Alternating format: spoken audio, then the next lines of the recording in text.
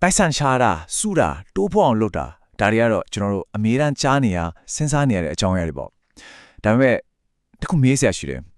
အဲ့ဒီစုထားတဲ့ငွေတွေကိုတကယ်ပေါ်ရဲ့ပျော်ရွှင်မှုတွေဖြစ်ဘယ်လိုပြောင်းလဲမလဲဆိုတာရောတကယ်စဉ်းစားမှုကြလားဒီနေ့တော့ Die with Zero ဆွဲစောက်ကိုအခြေခံပြီးတော့လေအနာကတော့ပိုက်ဆံစုတယ်ဆိုရင်ကျွန်တော်တို့ရဲ့အခြေခံကြားရဲ့ယုံကြည်ချက်တွေကိုတစ်ချက်လောက်ပြပြီးခွန်ထုတ်ကြည့်ကြအောင်ကဲကိုတစ်ချက်လောက်မေးကြအောင်ကျွန်တော်တို့ကဘိုးဝက်စိတ်လားနန်ကောင်လားဟုတ်ပါတယ်ဒီမိန်းကုန်းကပုံပြင်တဲ့ကလာတာပါဒါပေမဲ့ဒါကလူကြီးရဲ့ပိတ်စာပေါ်ထားတဲ့သဘောထားကိုတော်တော်လေးထင်ဟပ်စေတယ်ဗျာ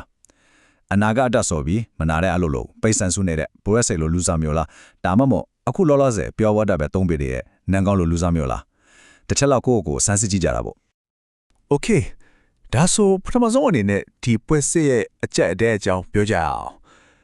်ဆိုလိုတာကအစင်လာတိုင်းအလုပ်ပဲလို့ပွဲစံပဲစုနေတဲ့အတွေ့ခေါ်မှာဘာပြဿနာရှိနေလဲဆိုတာကိုအရင်ဆုံးကြည့်ကြည့်အောင်ဒီပုံမြင်ကပေးတဲ့တင်ကန်စားကတော့ရှင်းရှင်းလေးပဲနော် press site ကအနာဂတ်အတွက်ပြင်ဆင်တယ်အဲ့တော့ sound တွင်းမှာရှင်းချန်ခဲ့တယ်နိုင်ငံကတော့ပစ္စုပန်မှာပဲပျော်နေခဲ့တော့ဒုက္ခရောက်ရေ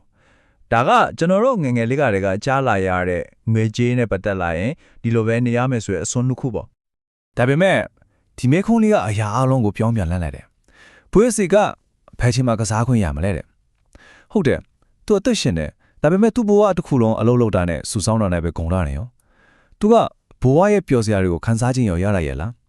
းအဲ့နာဒါကဒီနေ့ကျွန်တော်တို့ဆွေးနွေးမယ့်အကြောင်းအရာရဲ့အဓိကချက်ပဲကဲဒုတိယပိုင်းကိုတွားကြည့်အောင်ဒီမှာတော့ကျွန်တော်တို့ငွေရေးကြေးရေးရည်မှန်းချက်ကိုရှုထောင့်တစ်မျိုးကနေကြည့်ကြမယ်ပစ္စည်းဥစ္စာတွေပိုင်းဆိုင်မှုတွေစုအပ်တဲ့ဘဝရဲ့တကယ့်တန်ဖိုးရှိတဲ့အတွေ့အကြုံတွေကို portfolio တစ်ခုလိုဘယ်လိုတည်ဆောက်မလဲဆိုတာကိုပြောကြမှာပါ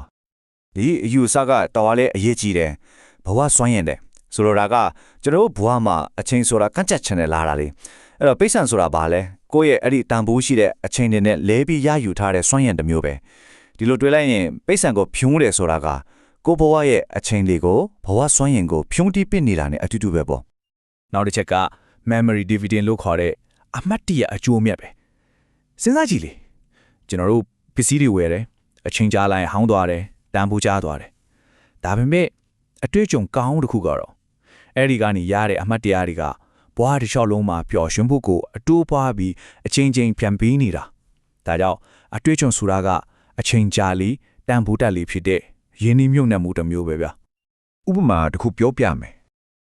ဂျေဆန်ဆိုတဲ့လူတယောက်ဥရောပကိုကြောပွေးနဲ့ခရီးထွက်ခဲ့တဲ့အကြောင်းပေါ့သူကငယ်ငယ်တုန်းကအဲ့ဒီခရီးတဲ့ပိတ်ဆန်ကိုရင်းနှီးမြှုပ်နှံခဲ့တယ်အခုနှစ်တွေအများကြီးကြာလာတဲ့အခါမှာအဲ့ဒီခရီးကမတရားတွေကသူ့ကိုအခုထိပျော်ရွှင်မှုတွေအချိန်ချင်းပြန်ပေးနေတော့မယ်အဲ့ဒါ memory dividend ရဲ့အရှင်းလင်းဆုံးဥပမာပဲပေါ့ကဲအခုဆိုရင်တတိယအပိုင်းကိုရောက်လာပြီဒီအပိုင်းကတော့ဒီစာအုပ်ရဲ့အထူးအချက်လူတော်တော်များများရဲ့အတွေးအခေါ်ကိုတော်တော်လေးစိန်ခေါ်မဲ့အဆိုပြုချက်ပဲအဲ့ဒါကတော့ Die with Zero သူညာနဲ့တည်ဆုံခြင်းပေါ့ဒီဆိုပြုချက်ရဲ့အဓိကဆိုလိုရင်းကရှင်းရှင်းလေးပဲတတ်မဲ့တော်တော်ကြီးတည်တယ်တည်တဲ့အချိန်မှာပိုက်ဆံတွေအများကြီးကြံခဲ့တယ်ဆိုတာအဲ့ဒီပိုက်ဆံကိုရှာဖို့တုံးခဲ့ရတဲ့ကိုယ့်ရဲ့ကြံဖို့ရှိတဲ့ဘဝအချိန်တွေဘဝစွမ်းရည်တွေအလကားဖြစ်သွားတယ်ဆိုတဲ့အဓိပ္ပာယ်ပဲကိုဘယ်တော့မှမတုံးဖြစ်ခဲ့တဲ့ပိုက်ဆံတော့ကိုဘဝရဲ့အချိန်တွေကိုအလဟဆာစတေးလိုက်ရတာနဲ့တူတူနဲ့လေ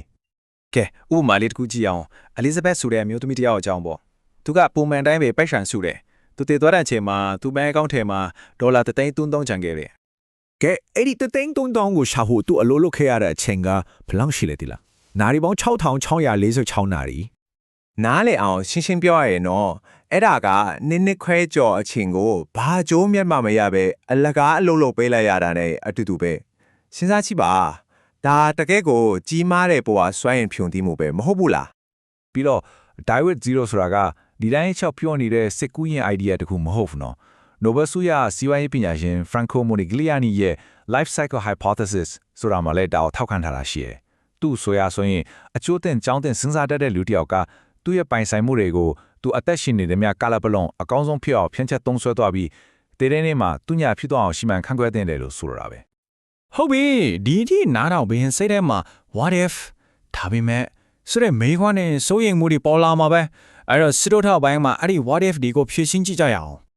ပထမဆုံးနဲ့အမေးအများဆုံးမိခွန်းဒါပေမဲ့ကလေးတွေအတွက်ကောဘယ်လိုလုပ်မလဲဆိုတာပဲ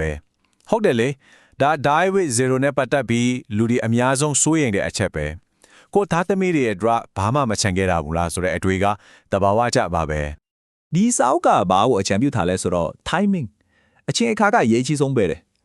ကိုတည်သွားတဲ့အချိန်အသက်60ကျော်မှအမွေပေးတာထက်ဆိုင်သူတို့တကယ်လို့အဲ့နေတဲ့အချိန်ဥပမာအသက်26နှစ်နဲ့35နှစ်ကြာလို့မျိုးမှပေးတာကသူတို့ဘဝအတွက်အများကြီးပိုပြီးအကျိုးသက်ရောက်မှုရှိတယ်ဘာလို့လဲဆိုတော့အဲ့ဒီအချိန်မှာပေးတဲ့ပိတ်ဆန်းကသူတို့ဘဝကိုတိစော့ဖို့စီးပွားရေးစဖို့အိမ်ဝဲဖို့အများကြီးအထောက်အကူပြုနိုင်လို့ပဲ နောက်ထပ်အဓိကဆိုရင်မှုကြီးချုပ်ခုပိုက်ဆံကုန်သွားရင်ဘယ်လိုလုပ်မလဲဆိုတာပဲအထူးသဖြင့်အသက်ကြီးလာတဲ့အခါကျန်းမာရေးစိတ်တွေပါတယ်ပထမပဲပေါ်လာမှာကိုကြောက်တာပေါ့ဒါကလူတော်များများကိုလိုတဲ့ထက်ပိုပြီးစုဖြစ်သွားစေတဲ့အဓိကအကြောင်းရင်းပဲ ဒီစိုးရိမ်မှုကမှန်ပါတယ်ဒါပေမဲ့အချက်လက်တွေကိုကြီးလိုက်တဲ့အခါမှာလူများစုကသူတို့ထင်ထားတာထက်အသက်ကြီးလာလေသုံးဆွဲမှုကနည်းသွားလေပဲလူဖုံးကိုgo years လို့ခေါ်တဲ့သွားနိုင်လာနိုင်တဲ့အရွယ် slow go years ဆိုတဲ့နည်းနည်းသွားတဲ့အရွယ်နဲ့ no go years ဆိုတဲ့တိတ်မသွားနိုင်တော့တဲ့အရွယ်ဆိုပြီးခွဲကြည့်လို့ရတယ်အသက်ကြီးလာတာနဲ့အမျှသုံးဆွဲမှုကတဘာဝအတိုင်းကျဆင်းလာတာကိုတွေ့ရတယ်ဒါကြောင့်မို့ Dine 0ဆိုတာကမစင်မချင်းသုံးခိုင်းတာမျိုးလုံးဝမဟုတ်ဘူးအသက်ကြီးလာရင်ပေါ်လာနိုင်တဲ့ကျန်းမာရေးစိတ်လိုမျိုးအန်တရတဲ့အတွက်တေးသေးချာချာစီစဉ်ထားပြီးအာမခံထားကိုလိုတယ်အဲ့လိုအကာအကွယ်တွေလူပြီးပြီဆိုရင်တော့ကြံတဲ့ငွေကိုစိတ်အေးလက်အေးနဲ့ပွားအတွေ့အကြုံတွေအတွက်သုံးဆွဲဖို့တိုက်တွန်းတာပါကဲအခုဆိုနောက်ဆုံးပိုင်းကိုရောက်လာပြီဒီမှာတော့ဒီတိုင်းလဲမျောပြီးနေထိုင်တာမျိုးကနေကို့ဘဝကိုတက်ကြွကြွနဲ့ရည်ရွယ်ချက်ရှိနေထိုင်တဲ့ဘဝဖြစ်အောင်ဘလို့ပြောင်းလဲမလဲဆိုတဲ့လက်တွေ့ကျတဲ့အချက်တွေကိုအဓိကထားပြီးပြောသွားပါမယ်လူများစုက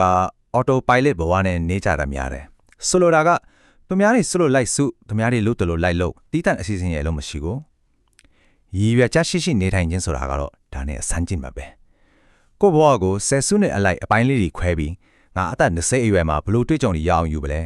အသက်40မှာဘာတွေလုပ်မလဲဆိုတာမျိုးကြိုတင် plan ချပြီးအချိန်နဲ့ငွေကိုအဲ့ဒီအတွေ့အကြုံတွေအသက်တက်ကြွကြွရင်းနှီးမြှုပ်နှံတာကိုဆိုလိုတာပါဒါကတော့ဒီနေ့ဆွေးနွေးမှုတစ်ခုလုံးရဲ့အနှစ်ချုပ်ပါပဲကျွန်တော်ရဲ့အဓိကရည်မှန်းချက်ဟာပိတ်ဆံတွေအများကြီးစုပြီးချမ်းသာဖို့မဟုတ်ဘူးကိုယ့်ရဲ့ဘဝကိုအကောင်းဆုံးဖြစ်အောင်အပြေအဝဆုံးဖြစ်အောင်နေထိုင်ဖို့ပဲအဲ့ဒီမှာပိတ်ဆံဆိုတာကအဲ့ဒီပန်းတိုင်ကိုရောက်ဖို့အတွက်အရန်စွမ်းတတဲ့ကိရိယာတစ်ခုပဲဖြစ်ပါတယ်ကဲဒီနေ့ဆွေးနွေးမှုကိုအဆုံးမသတ်ခင်မှာဒီမျိုးကုန်းလေးကိုကိုပြန်မေးကြည့်စေချင်တယ်ကိုဘဝကကိုအတွေ့အကြုံတွေရဲ့ပေါင်းလက်ပဲဆိုရင်ကိုရဲ့ပေါင်းလက်ကဘလို့ပုံစံမျိုးဖြစ်စေချင်တယ်လဲဘလို့အတွေ့အကြုံတွေနဲ့ပြည့်နေတဲ့ဘဝမျိုးကိုလိုချင်တာလဲဒီနေ့ကစပြီးတော့ကိုဘဝကိုရည်ရွယ်ချက်ရှိဘလို့နေထိုင်မလဲဆိုတာစပြီးစဉ်းစားကြည့်ရမယ့်အချိန်ပါပဲ